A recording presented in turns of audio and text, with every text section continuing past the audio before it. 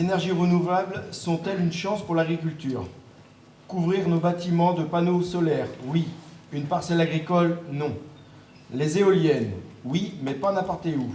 Et que deviendront-elles dans 30 ans? Enfin, la dernière née, la méthanisation. Dans un département où la pression foncière est forte, manque de paille, urbanisation, nous pouvons nous interroger sur le devenir de nos terres dans 20 ans.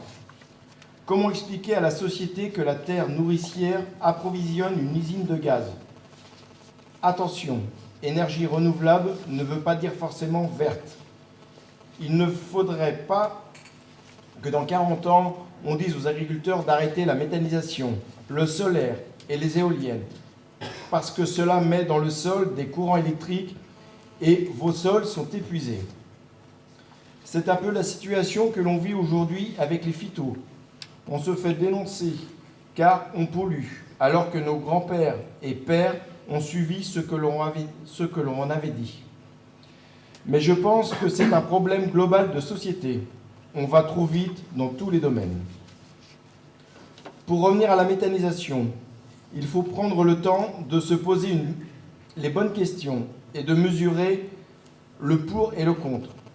Voulons-nous une méthanisation à la taille des structures afin de transformer les effluents ou voulons-nous une méthanisation que l'on considère uniquement comme une production d'énergie? Dans les deux cas, nous avons des avantages et inconvénients. Avantages. Améliore les revenus sachant que les productions animales ne rémunèrent plus. Exemple, viande, lait. Permet de retraiter les effluents d'élevage. Permet la rotation des cultures. Évite les odeurs de lisier. Inconvénients. Consommation de foncier pour produire des fourrages énergétiques. Consommation des coproduits qui pouvaient servir pour l'élevage.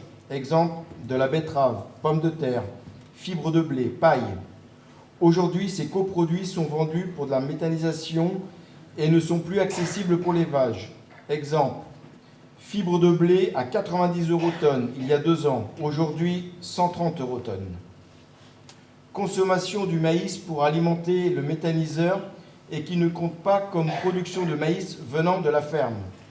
Ce maïs fourrage est de plus en plus dur à trouver pour les éleveurs.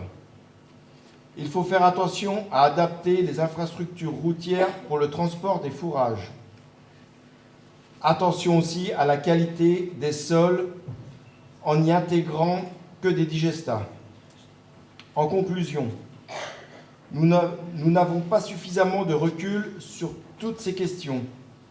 Il ne faudrait pas que les terres servent à alimenter des méthaniseurs et qu'elles perdent leur vocation nourricière et d'élevage. À moins que l'on souhaite laisser l'élevage mourir à long terme et que nous devenions uniquement des producteurs d'énergie.